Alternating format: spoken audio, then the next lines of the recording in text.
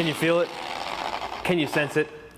You, Ivan LaCroix, just demonstrated the power of a 21mm dual action machine. I'm Ivan. I'm Nick. And this is DIY Detail. We've got this beautiful Mercedes here, but when we look up close, it's far from beautiful. Especially the driver's door. I don't know if this person gets greeted by a very happy large dog every day, but it looks that way. Or they just like to key their paint every other weekend. I don't know what it is, but this is hard paint. Anytime you have a Mercedes or an Audi, chances are you're gonna have harder clear coat. Exactly. Which means it's gonna be harder to remove defects. Right. So the scratches, unlike on soft paint, took a little bit. Yeah. I mean, this isn't scratch by looking at it. They're deep. And so we brought out the 21mm. Right. And we're bringing out two pads. We have our gold standard wool pad and the gold standard waffle pad. We're gonna cut and polish this vehicle just with the 21mm machine. We've got the gold standard polish, and we've got a lot of questions out there from people. What polisher should I buy? And Ivan, oftentimes you say if you're gonna buy one polisher, buy a 15mm stroke. Exactly, yeah. What does that mean exactly? So if we look at this machine, it has a 21mm stroke going left to right. Yes, the pad rotates, it's a free spinning DA, but that left to right rotation is 21mm. On a 15mm, it'll be 15. On something like a Porter cable, it'll be 8mm. So the smaller the stroke, the less cutting it does, but inversely, the better finish it will give you. But on a hard paint like this, we get great finish even with the 21mm machine. Okay, well, let's get it started. Right. First thing, you notice we have a pad washer here. And if you don't have a pad washer, there are ways to get around it. One is using multiple pads. The other way is to just get a bucket of rinseless, dunk the pad in, squeeze it out a little bit, put it back in your machine, and spin it out. But you're taking it off the Velcro and putting it back on. You know, and then there's the way we don't talk about that Ivan doesn't approve of. Compressed air. No, compressed air, great way of destroying your pads. It's actually better for you to use compressed air because you're gonna be buying pads a lot more frequently. I like the pad washer for sure with wool and microfiber. Right. I didn't mind compressed air with foam. But that was before we started the gold standard waffle system. Before this foam pad, I didn't love the pad washer with foam. But this is perfect. It's almost as if we designed it that way. Almost. And you know, using the compressed air with foam, that's the pad that you're going to degrade the fastest. With a microfiber pad, if you're just blowing across the surface, you're not going to be blowing into the foam and you're not going to be degrading it that much. Same thing with a wool pad. But when you're blowing the pads out, the other problem you have is you have dust everywhere. This eliminates that. It cools the pad and gives you better cut and better finish. So we're going to be using the pad washer along with the 21mm machines, and we're going to be going after this. Now, we're not going to be using the wool pad everywhere. If there's no deep scratches, you don't need to use the wool pad. The foam pad, one pass will do the job. So there are areas on this vehicle, like the driver's door, that are very bad. There are other areas that are already still glossy. So we don't need to do 2 or 3 steps on those. So on this driver's door, this is the worst it can be. This is horrendous. You can see all these scratches here. What we're gonna be doing is taking the wool pad, the 21mm machine, and mowing down is a term that's used a lot in this industry. I don't like it, but we'll give you an idea. We can actually remove these deep scratches using that technique. So you'll see I've got no pressure whatsoever on the machine. The speed is about speed 3, and I'm just going lightly over this, but the wool pad is doing an amazing job of correcting the surface.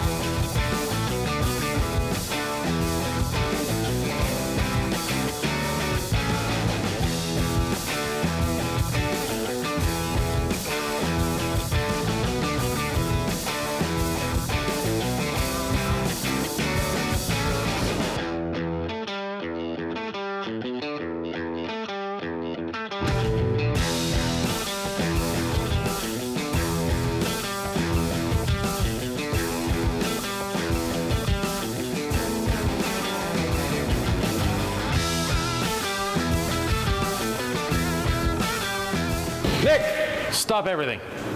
Have you subscribed? Have you hit the notification bell? Leave us a comment, leave us a question, even a thumbs up. Now, let's get back to it.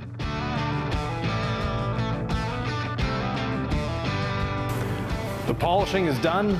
Sylvia has wiped the polish residue off this side. Nick is working on the other side. I'm going to start using panel prep because we're going to be ceramic coating this beautiful Mercedes-Benz. Knowing the abuse that it goes through, we're going to be putting our 8-year ceramic on it. The reason we're using the 8-year, first of all, it's the most hydrophobic, and it's also the one that self-cleans the best. And we know that this person isn't the most, shall we say, fastidious about cleaning the car. They should be, Ivan, they should be. Yeah, it's a beautiful car. We're going to remind them about how important it is after they see how amazing it looks. Right. So it is looking amazing compared to what it was. There's still some deeper rids that we didn't go after because going after them means we can damage the paint more than it already is. Rids, random, isolated, deep scratch. Right. The stuff you go for wet sanding to remove, and it's usually not worth it. Right. So we have the car almost wiped down. I'm going to start with the panel prep while Nick finishes wiping off the rest, and we'll be back for ceramic coating. So let's do more of that speed up action.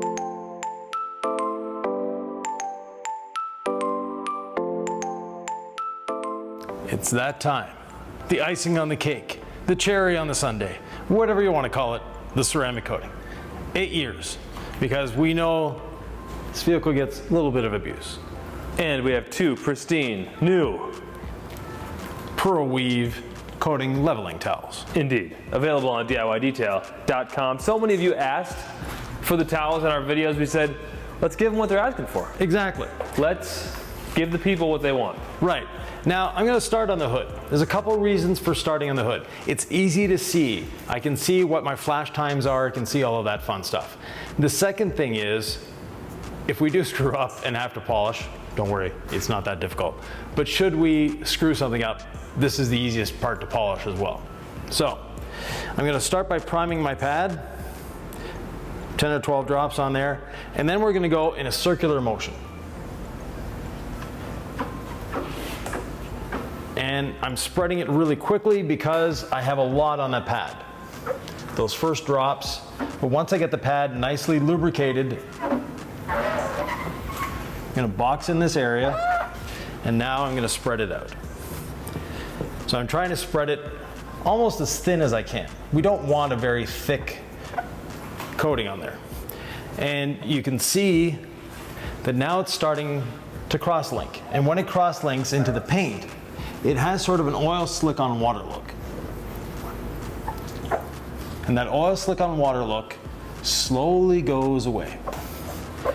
And when 50% of this is cleared off, so it's gone back to clear, that's when you can start wiping. And what are you seeing, Ivan? Well, come have a look. We have that oil slick on water look. Sure. Today is relatively high humidity in the shop. We used a lot of water to wash this vehicle. It didn't all go down the drain. A lot of it's in the air. So we have that high humidity working against us or for us, depending how you want to look at it. And once we get all this oil slick on water, or 50% of it or so gone, then you can start wiping. Now, if you try to start wiping, oh, sorry, missed a little corner there, you will see if it's dragging or if it's wiping off easily. Pretty easy.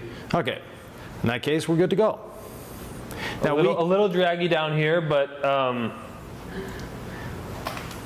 it's flipping to a dry side. Level is dummy simple. Yeah. Super easy. I don't forget these corners, yeah. Yep. These are high spot, hot spots, folks. Ivan, tell the people what that means.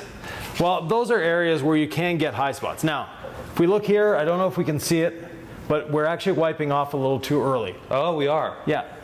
Where you stop your towel, you got a high spot. So there's one there. So that means it's too early? Yeah. Because you're moving moisture around instead of removing it. Now, it's still going to work. It's still going to work. Not an issue there. But what's going to happen is you might get a high spot. And high spots are not fun to deal with after the fact. Move your towel and you go up. If you see the perforations of the towel, that's the sign? Yeah, exactly. See, that's already getting slicker for me right there. Yeah. Right there. Yeah, we're getting close. And always overlap onto the previous and the next panel when you're applying a coating. Why is that? Well, that ensures that you're not missing anywhere.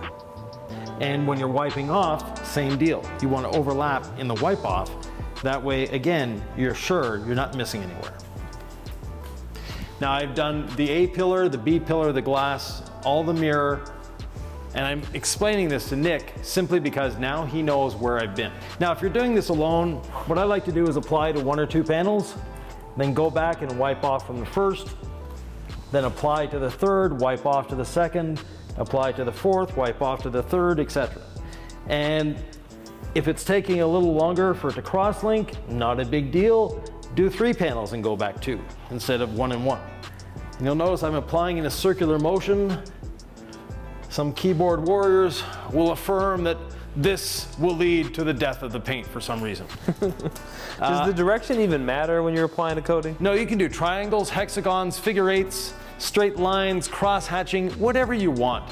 But if you want to have the least chance of high spots, it's doing a circular motion, because that leaves you with a more even coverage over the paint, first of all, and every time you stop, that is a great spot to get a high spot.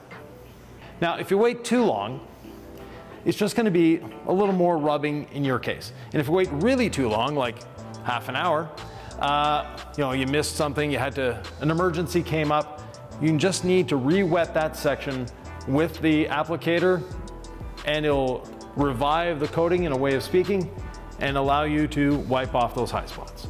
Do you do glass as you do the paint, or do you do glass last? I do it as I'm doing the paint because I know I have a full bottle here. If I'm wanting to do 2 vehicles out of a bottle, generally you'll have more than enough.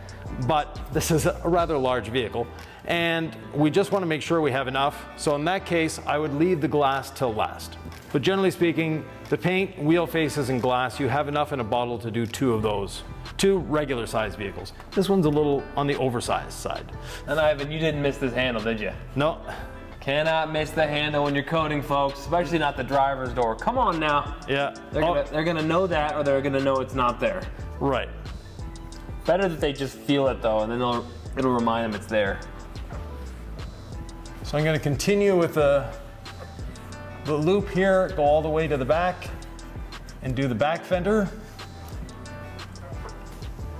This back piece of glass as well.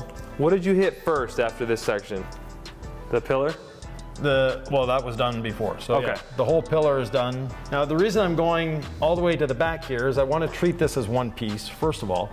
Secondly, while Nick is wiping off this section, I'll be able to do the door. And I won't be in his way and he won't be in mine. That's pretty smart, huh? You've done this a couple times? Yeah, this month a couple times. This year, numerous times. In lifetime, a couple thousand. Yeah. So. I definitely say I've applied hundreds of coatings. I don't know about thousands. But, we're all at different stages along the journey. Yeah. And if this is the first time you've applied a coating, not a big deal. You're going to do a good job. I was so nervous the first time I applied a coating. Well, some coatings are very, very difficult to apply. This was not. This was a coating that you taught me how to install, and it was dummy simple, and I was still terrified. So yeah. I like to put myself in those shoes and remember that if it's your first time, it's gonna be all right. It's gonna be all right, and just take your time. Take the time to do it. Now, we're gonna go do the other side of the vehicle, and we'll be back.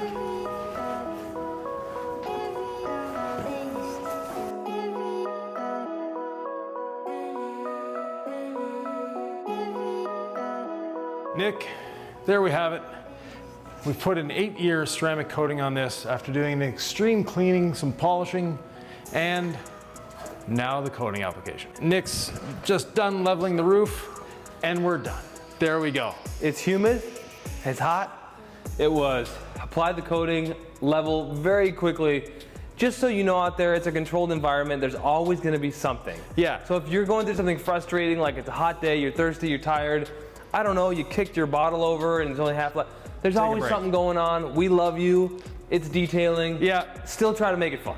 With that, if you like this, you probably will like this as well.